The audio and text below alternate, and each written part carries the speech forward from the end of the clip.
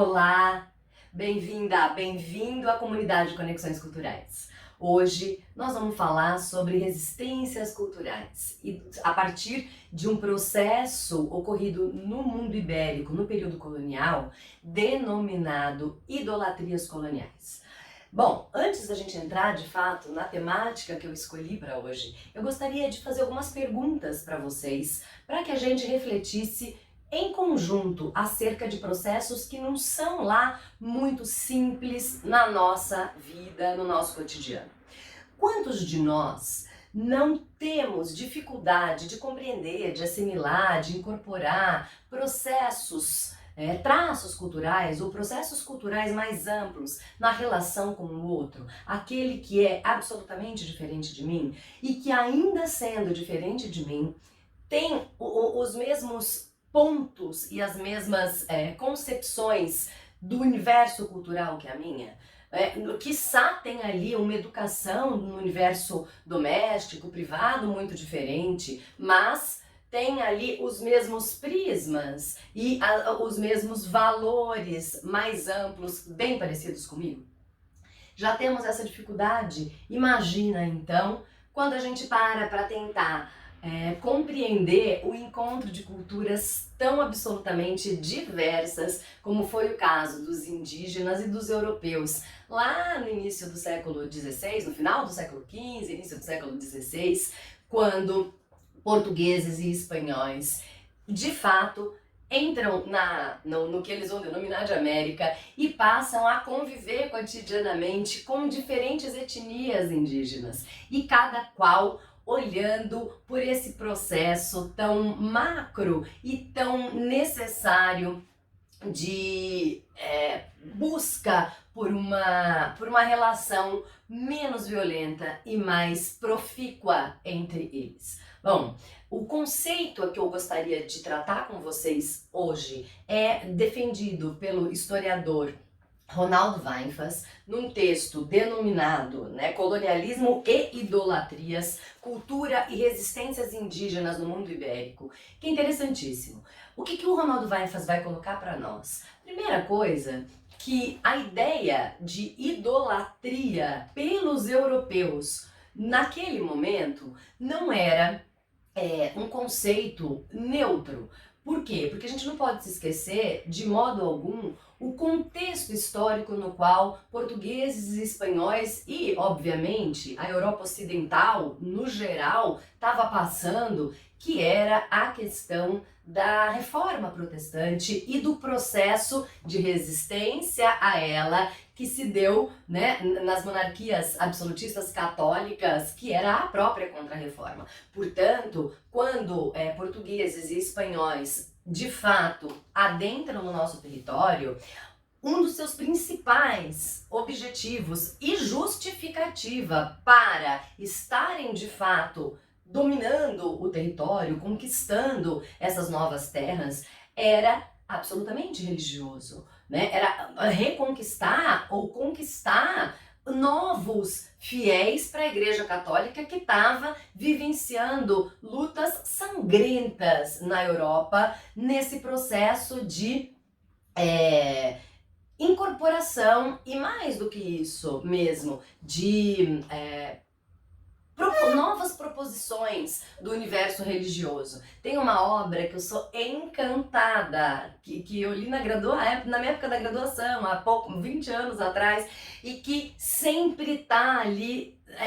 sobre as minhas mãos, que é o livro do Christopher Hill, O Mundo de Ponta Cabeça, que vai mostrar precisamente na Inglaterra, no século XVI, a emergência de diferentes grupos religiosos e que estão tentando também impor ali as suas diferentes visões religiosas dentro desse universo da Reforma Protestante. Portanto, nós não estamos única e exclusivamente falando de um mundo em que os europeus estão chegando aqui na América e impondo uma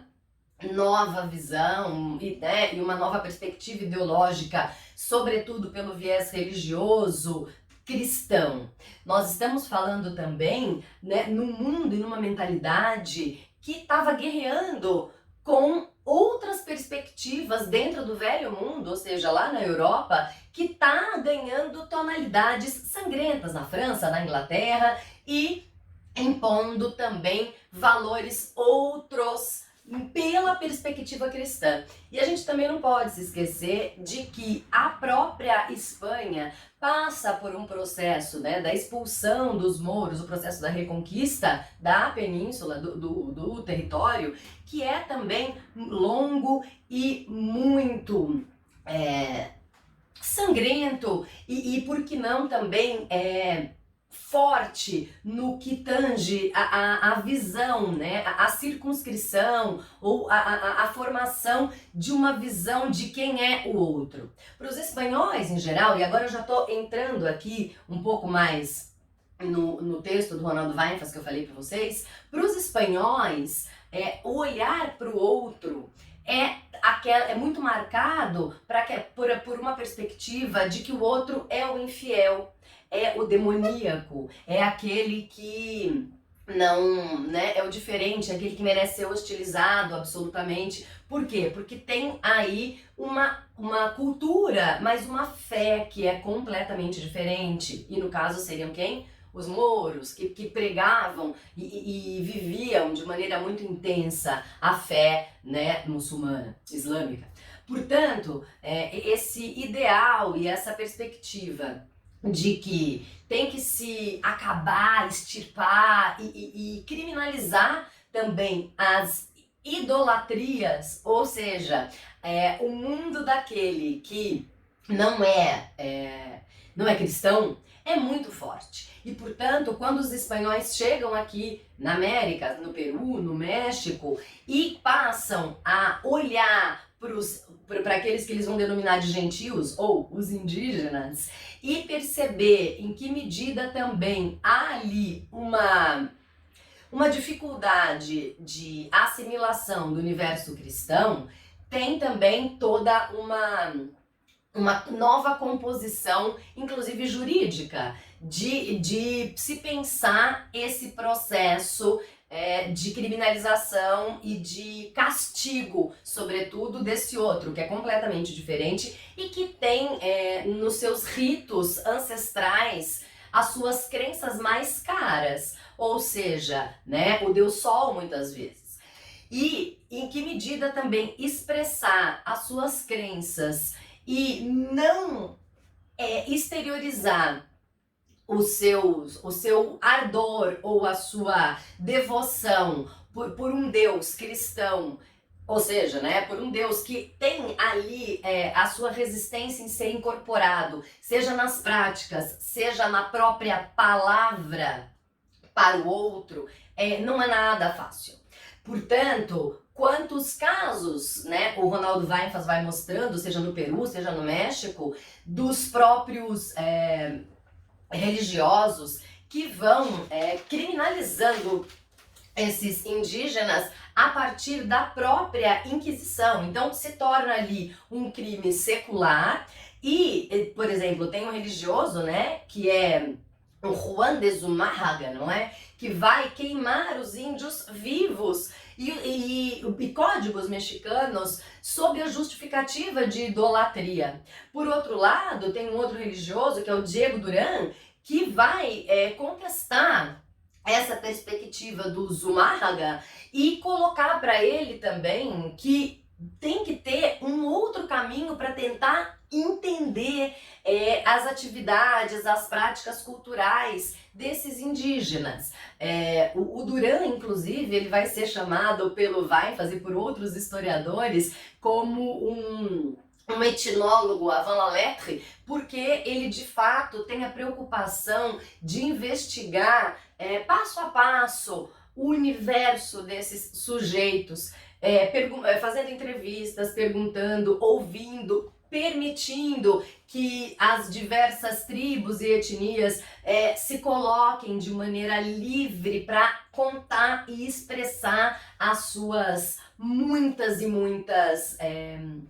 vivências do universo religioso. Mas é interessante também, para ir finalizando, observar que por mais que quando a gente fala de idolatrias e a gente pensa na perspectiva religiosa dessa prática, ela não é exclusivamente religiosa, ela é uma idolatria cultural. Enquanto, e como o Ronaldo Weinfels vai muito bem colocar, né, essas idolatrias no contexto colonial ibérico, e o que ele vai denominar de idolatrias coloniais, ela é um processo de resistência e que vai passar também por muitos âmbitos da vida. Ou seja, é um fenômeno novo, né, um fenômeno cultural novo, que está aí muito formado e concebido a partir dessa relação sincrética entre a cultura europeia pela perspectiva cristã e a cultura indígena, que não tem absolutamente nada de cristã, mas que para que haja sobrevivências e que tenha ali também processos menos violentos, tentam aplacar cada um à sua maneira o seu, né, o seu impacto, seja na questão da memória coletiva, seja na formação de novas mentalidades e experiências nesse mundo, seja inclusive na perspectiva de se pensar novas práticas e que vão sendo vivenciadas no universo doméstico e, entre muitas aspas, a partir de mundos silenciadas, né, ou silenciosos. Ou seja, né, nos interstícios daquele processo de que não dá para você, né, para o outro, no caso os colonizadores, de fato captarem esse processo a olho nu, melhor dizendo. Bom, para finalizar, é importantíssimo a gente observar que, seja na América Portuguesa, seja na América Espanhola, cada uma dessas tribos indígenas, dessas etnias, desses povos, tem a sua maneira única e subjetiva de compreender esses processos de resistência, de idolatrias e de também tentar olhar para o outro de uma maneira que